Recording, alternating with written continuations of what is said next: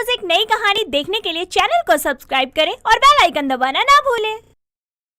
परिणीता खाने की बहुत शौकीन थी, लेकिन वो बिना प्याज का खाना बिल्कुल खाना पसंद नहीं करती थी। उसके खाने में या खाने के साथ सलाद में उसे प्याज ना हो तो मानो वो खाना ही नहीं खाए। एक दिन वो अपनी दोस्तों के साथ ठेले पर छोले कुलचे खा रही होती है। तभी वो नाक सिकोड़ती हुई कहती है, अरे भैया क्या छोले बनाए हैं, प्याज का स्वाद ही नहीं आ रहा इसमें। फ्री में परोस रहे हो क्या? प्याज डालो इसमें। ओ प्याज की दीवानी, छोले कुलचे खाने आई है या प्याज ठूसने?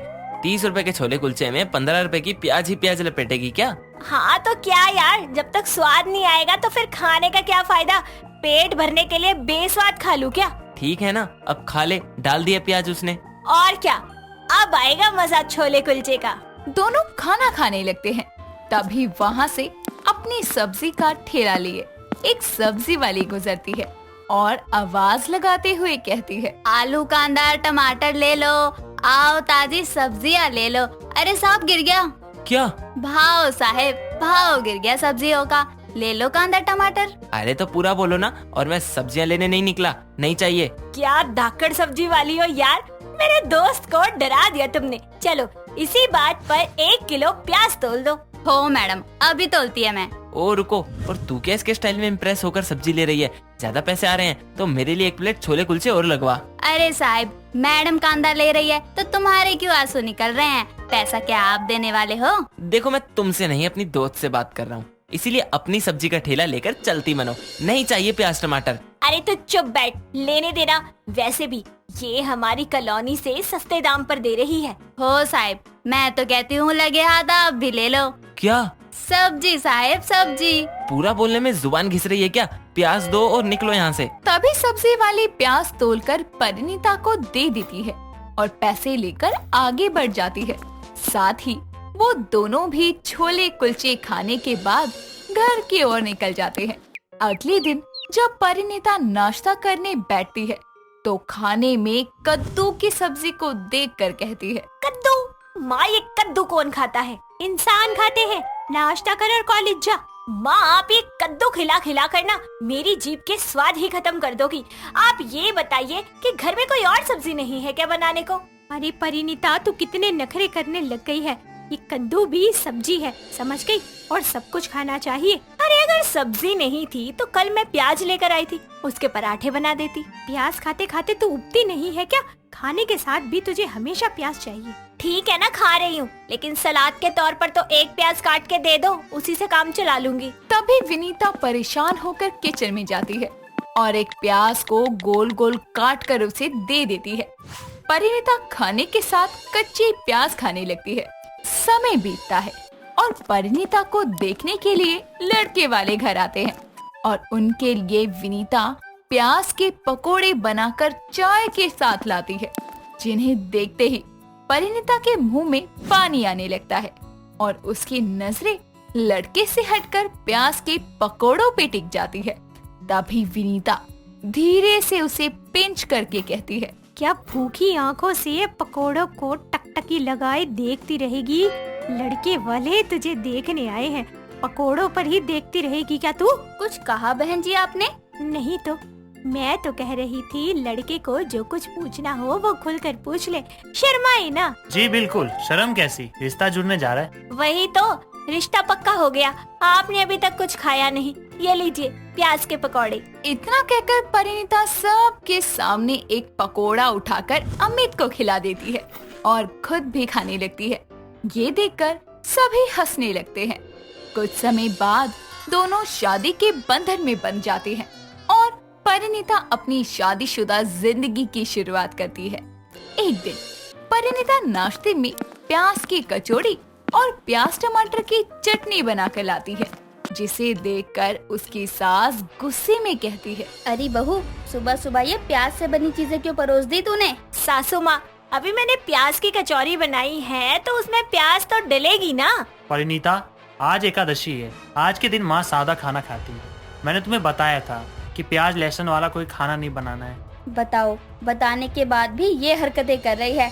ठीक है, खुद ही ठूस ले ये प्याज की कचौरियाँ। माफ कर दीजिएगा सासू माँ, मुझे खाने में प्याज अच्छी लगती है ना, इसी चक्कर में याद नहीं रहा कि आज एकादशी है। मैं कुछ मीठा बनाकर देती हूँ। अभी कब तू बना कर लाएगी, कब मैं खाऊंगी? तू चाय मेरे कमरे में ले आ, वही पी लूंगी। इतना कहकर वो मुंह बनाते हुए कमरे में चली जाती है। एक शाम सरला बाजार से सब्जियां लेकर घर आती है और थक कर बैठ जाती है। तभी वो अपनी बहू को आवाज लगाकर कहती है, बहू, अरे ओ बहू, कहाँ है? जरा ठंडा पानी तो लेकर आ। ओ, कहाँ गई? सुन भी रही है कि नहीं? अरे सासू माँ, आ तो गई। इतना चिल्लाकर बीपी क्यों हाई कर रही हैं अपना? हाँ तो एक बार में सुन लिया करना। ये सब्जियां निकाल कर फ्रिज में रख दे। और पानी कहाँ है? वो भी लाने को कहा था मैंने। ला रही हूँ सासू माँ, शांत हो जाओ पहले। तभी परिणीता झट से किचन में जाकर उसके लिए पानी लाती है और थैले से सब्जियां निकालने लगती है। सारी सब्जियों को देखने लगती है। तभी सरला फिर से चिल्ला पड़ती है, अरे ओ, इन सब्जियों को तोड़ने के लिए नहीं, फ्रिज में रखने के लिए कहा है मैंने। सासू माँ, हरी सब्जियां हैं, आलू है, लेकिन प्याज नहीं है। प्याज लाना भूल गई क्या? भूली नहीं, जान कर नहीं लाई। थैला भर गया था, इसमें प्याज भरती तो फट ही जाता। और वैसे भी कांदे की महक मुझे भाती नहीं है। तभी तो आप प्याज नहीं खाती। अरे प्याज खाने के कितने फायदे होते हैं आपको पता भी है। गर्मियों में चलने वाली तेज लू से हमें प्रोटेक्शन मिलती है प्याज खाने से। तू मुझे ज्यादा ज्ञान ना दे, मुझे पता है तुझे प्याज को ज्यादा ही पसंद है, इसलिए इतना भाषण दे रही है। जाकर अपना काम कर ले। इतना कहकर वो टीवी चलाकर देखने लगती है। समय बीतता है और अचानक सरला की तबीयत खराब हो जाती है और डॉक्टर से चेकअप कराने पे पता चलता है कि उसका बीपी काफी बढ़ गया है, जिसके लिए डॉक्टर कुछ दवाइयाँ लिखकर देता है। एक शाम के समय परिणीता सरला की थाली में खाने के साथ 2 प्याज के टुकड़े डाल देती है। ओ कम दिमाग की, क्यों मेरे बड़े बीपी को और बढ़ा रही है? कितनी दफा कहा है कांदे की महक मुझे नहीं भाती। जो चीजें नहीं भाती वही तो फायदा करती है सासू माँ। इस प्याज में अमीनो एसिड होता है जो ब्लड प्रेशर को कंट्रोल करने में मदद करता है। खाने के साथ सलाद के तौर पर प्याज खाना बहुत अच्छी बात है। तू बड़ी डॉक्टर हो रही है, दवाई खा रही हूँ ना मैं। माँ वो सही तो कह रही है, और बुराई क्या है इसमें? खा लो ना। हाँ सासू माँ, मैं इतना प्याज खाती हूँ तभी तो मेरी इम्यूनिटी इतनी स्ट्रांग है। ठीक है, खा लेती हूँ। सरला ऐसे ही रोज कच्ची प्याज को सलाद के रूप में लिया करती, साथ ही साथ दवाइयाँ भी खाती, जिससे कुछ ही दिनों में उसका ब्लड प्रेशर कंट्रोल हो जाता है। हर्ष सपने में अपनी पत्नी को बाहों में लेकर लेटा होता है, लेकिन हकीकत में वो तकिए को अपने सीने से लगाकर नींद में रजाई के साथ बेड से गिर जाता है और वो तकिए को हाथ में लेकर बड़बड़ाते हुए बोलता है, मेरी सपनों की रानी कब आएगी तू? मेरी ये सर्दी की रातें मुझे अकेला पाकर बहुत सताती हैं। मैं बहुत बेताबी से तेरा इंतजार कर रहा हूँ। अब तो चलिए आ मेरी इस मखमल की रजाई में। उसको बड़बड़ाता हुआ देखकर उसकी माँ नेहा हाथों में बेलन लिए उसे जगाने के लिए कमरे में आती है और उसकी बातें सुनकर और तकिए को उसकी बाहों में देखकर उसके कान खींचते हुए बोलती है, अरे बेशरम, जरा उस तकिए पर रहम कर ले, दम घुट जाएगा उसका। तेरी ये रोज रोज की हरकतों से तो मैं परेशान हो गई हूँ। ऑफिस के लिए लेट हो रहा है और ये नालायक है कि तकिए और रजाई के साथ रोमांस करने में लगा हुआ है। कान छोड़ो, मुझे दर्द हो रहा है माँ। मैंने क्या कर दिया जो सुबह सुबह मेरी रिमांड ले रही हो? क्या कर दिया? ये पूछ, क्या नहीं किया? अब मुझे ही तेरे लिए लड़की का इंतजाम करना पड़ेगा। लड़की? क्यों? कब? किस लिए? तेरी शादी कराने के लिए, और क्या। अब ये काम भी मुझे ही करना पड़ेगा, क्योंकि लड़कियां तो तुझे भाव देने से रही, तुझे देखकर बेइज्जती अलग मार देती होंगी। क्यों, ठीक कहा ना मैंने? अरे आप मुझे ऐसे कैसे कह सकती हैं? अभी गर्लफ्रेंड नहीं है तो क्या हुआ? लाइन लगा दूंगा मैं, लाइन। लड़कियां मेरे नाम के पोस्टर लेकर ना नारे लगाती हुई रैलियां निकालेंगी। पूरे ऑफिस में बस मैं ही तो इकलौता हैंडसम एंड माचो मैन हूँ। मेरे सामने क्या वरुण, क्या टाइगर। बस हो गया तेरा, या भी और फेंकना बाकी रह गया? जल्दी से बिस्तर और रजाई तय लगा कर रख दे, मैं पराठे तैयार करके नीचे टेबल पर लगा रही हूँ। रजाई और बिस्तर से तो बस एक ही ख्याल आता है मुझे, oh my darling, it's too cool. Thank you मेरा साथ देने के लिए इन तन्हा तन्हा रातों में। हर्ष बिस्तर और रजाई को तय करके रख देता है। कुछ देर बाद वो नहा धोकर नाश्ता करने के लिए डाइनिंग टेबल पर जाता है, जहाँ पहले से ही नेहा उसका इंतजार कर रही थी। वो अपने फोन में हर्ष के लिए शादी.com पर लड़कियों की फोटो देख रही थी। हर्ष उसे फोन चलाते हुए देखकर बोलता है, क्या हो रहा है माय स्वीट हार्ट? तू पराठे खा, मैं कोई जरूरी काम कर रही हूँ। ओ भाई साहब, बिजनेस लेडी। अच्छा, ये लड़की कैसी रहेगी तेरे लिए? एमए कर रही है लड़की, कमाती भी है। तेरी रजाई गर्म करने के लिए यही लड़की परफेक्ट रहेगी मेरे हिसाब से। अरे माँ, ऐसे कैसे आप इसे परफेक्ट बोल रही हैं? मुझे ढंग से तो देख लेने दीजिए। अब क्या इसका डीएनए टेस्ट करेगा तू? अरे माँ, शादी ब्याह में इतनी जल्दबाजी नहीं करनी चाहिए। बस बस, तू खा और निकल ऑफिस के लिए। हर्ष नाश्ता करके ऑफिस चला जाता है और शाम होने पर वो घर आकर नेहा से गपशप करते हुए बोलता है, हाँ माँ, ढूंढ ली आपने मेरे लिए लुगाई? हाँ, दिन भर यही तो कर रही थी। 3-4 लड़कियाँ सिलेक्ट की है। तू देख, जिसे पसंद करेगा उससे ब्याह रचा देंगे। हर्ष नेहा के फोन में उन लड़कियों में से अंकिता की फोटो को पसंद करता है और कुछ ही दिनों में उन दोनों की शादी भी हो जाती है। शादी के बाद जब हर्ष उसके करीब सोने की कोशिश करता है, तो हर बार वो कोई ना कोई बहाना बनाकर हर्ष को अपने बिस्तर से दूर कर दिया करती। ऐसे ही कुछ दिन तो बीत जाते हैं और ये सिलसिला जारी रहता है, बल्कि उन दोनों के बिस्तर भी अलग हो जाते हैं। हर्ष जहाँ जमीन पर चटाई और कंबल लेकर सोता, तो वही अंकिता बेड पर रजाई में अकेले सोया करती। ये सब देखकर एक दिन नेहा अंकिता से परेशान होकर पूछती है, क्या हुआ बेटा? हर्ष और तेरे बीच सब ठीक तो है ना? हाँ जी माँ जी, हमारे बीच सब कुछ ठीक है। क्या बात है? नहीं नहीं, कोई बात नहीं, मैं हर्ष से ही पूछ लूंगी। नेहा वहाँ से चली जाती है और हर्ष के पास जाकर बोलती है, अरे क्या हुआ तुम दोनों को? आपस में लड़ भिड़ तो नहीं गए?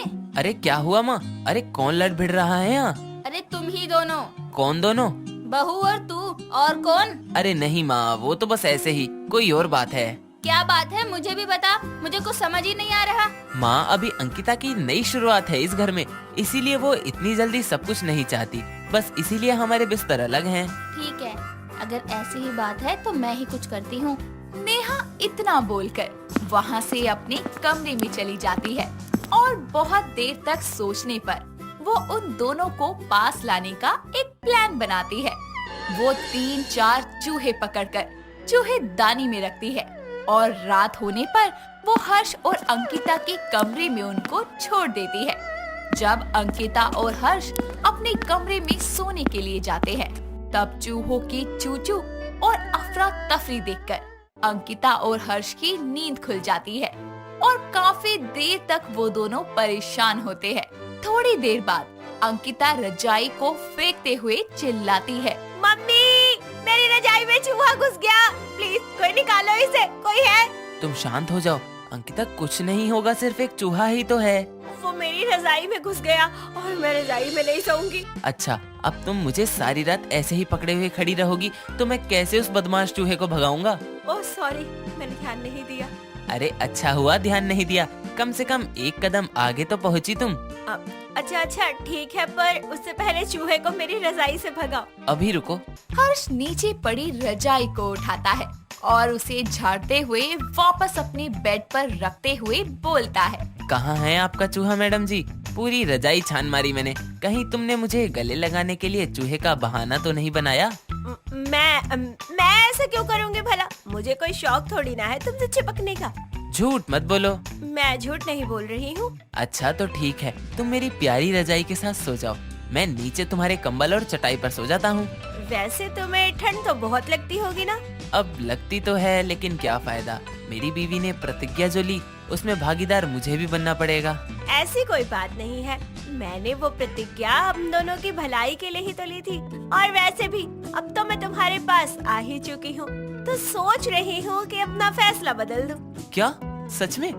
मजाक तो नहीं ना? हाँ हाँ, तुम भी मेरे साथ बेड पे सो सकते हो। क्या बात है, मेरे तो अरमानों की डोली नहीं डोला उठ गया। ओहो, इतनी खुशी, बाप रे बाप। चूहे ने रजाई में एंट्री मारी या नहीं मारी मुझे नहीं पता, पर मेरा काम बनाकर चला गया। I love you little mouse. Harsh इतना बोलकर रजाई में अंकिता के साथ सोता है और अगली सुबह उठकर ऑफिस के लिए रेडी हो जाता है। तभी उन दोनों को डाइनिंग टेबल पर नाश्ते के लिए नेहा बुलाती है और दोनों एक साथ नाश्ता करते हैं। और तभी नेहा उन दोनों के सामने चूहे की बात छेड़ते हुए बोलती है, अरे घर में चूहे बहुत हो गए, सारी रात सोने नहीं दिया। तुम्हारे कमरे में भी हैं क्या? नेहा की इतनी बात सुनकर हर्ष और अंकिता दोनों बहुत तेज हंसने लगते हैं और नेहा उनकी हंसी से ही समझ जाती है कि उसका प्लान काम कर गया। वो भी उन दोनों के साथ एंजॉय करती है। दोस्तों, अगर आपको ये कहानी पसंद आई तो इसे लाइक करें, शेयर करें और कमेंट करके बताएं कि कहानी में आपको सबसे अच्छा क्या लगा।